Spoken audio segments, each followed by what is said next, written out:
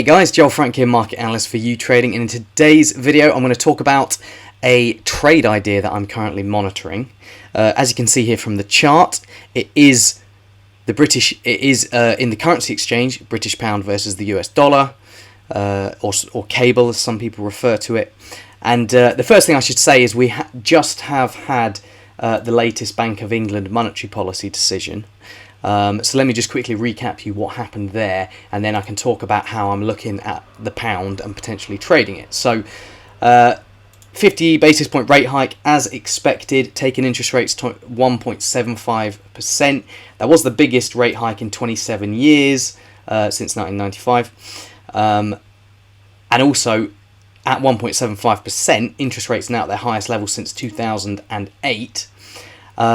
Bank of England Governor Andrew Bailey very much wanting to give across the message that the Bank of England is still in there with this fight against inflation. He said all options on the table for the Bank of England's next meeting in September and beyond, and Reuters quoted him saying, returning inflation to the 2% target remains our absolute priority. No ifs and buts about that. So, you know, all these central banks, the Fed, ECB, Bank of England, they're all trying to protect their credibility as, in controlling inflation by talking a tough game.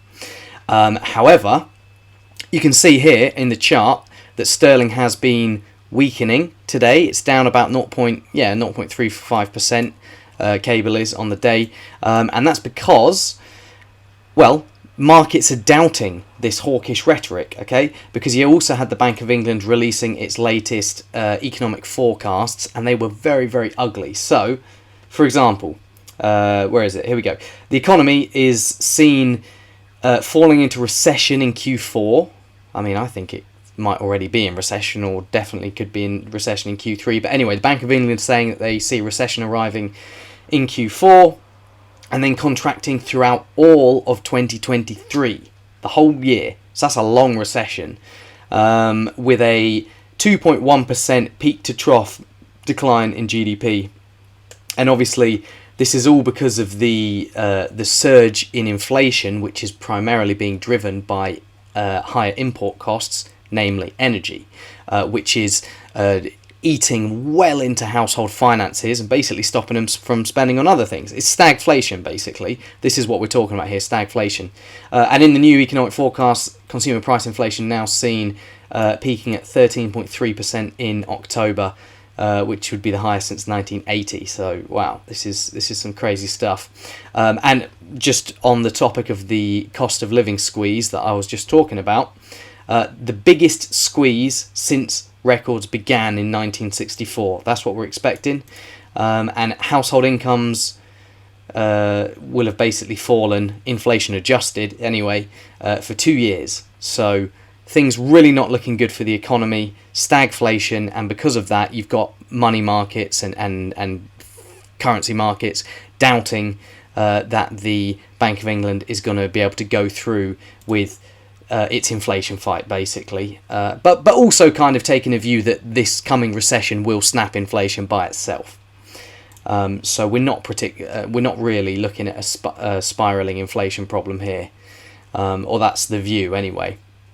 So yeah, I mean that pretty much recaps the meeting. Let's jump into the chart then, and have a look at some of the technicals. Well, the first thing I should say is sterling versus the dollar was in this long-term downtrend that you can see here, and it looks like we're falling back to an important area of support.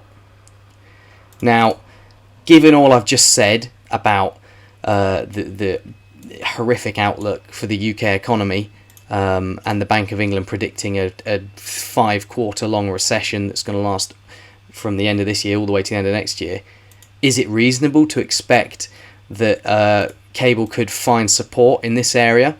Well, let me lay out a case why I think it might be reasonable to expect that.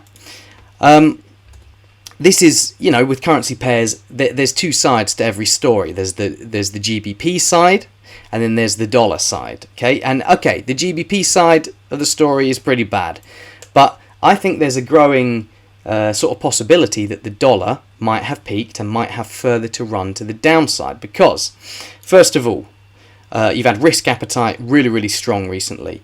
Earnings in the US and elsewhere, but have generally been really upbeat. So you've seen equities rallying, and that reduces the safe haven appeal of the US dollar. I mean, let me just quickly show you the S&P 500. Like, look at it go. It's just shooting higher. And cable has a positive correlation generally to risk assets because sterling is sort of seen as a risk currency. So that, if it continues, could continue to help sterling. Data this week has shown that the US economy is doing better than expected. Like the ISM PMIs were both better than expected, and is basically shown that the US economy isn't in recession. But the data this week has shown softening labour market. Okay, that makes the Fed less concerned about wage growth pressures, which then feed into inflation. And they've also shown falling business input costs. So, you know, like the inflation faced by businesses. So even though the Fed's sort of come out and pushed back against markets for getting overly excited and expecting rate cuts next year, I think that peaking inflation, or inflation that starts to fall in the US, could be a big theme in the next couple of months. You know, we've got the NFP data tomorrow, which, if it shows a further moderation in wage price pressures, which it is expected to, you know, that will all feed into that theme.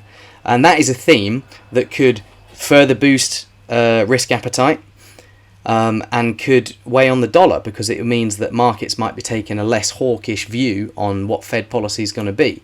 So, yeah, I mean, I do think there is the potential for a bit of a bounce, maybe a test of these recent highs. Am I a massive sterling bull? No, but I do quite like this area here. Although the one thing I would note is there is a trend line that I also spotted, which runs around here. So maybe we get a bounce back to the 50-day moving average here, just around 122. You can see it there, it's in red. And if things are really that bad in the UK, well, then maybe you could be looking at further downside, and that could potentially invalidate this trend line here. But yeah, for now I'm looking at this area of support. Hope you enjoyed the videos, guys, and I will see you all in the next one.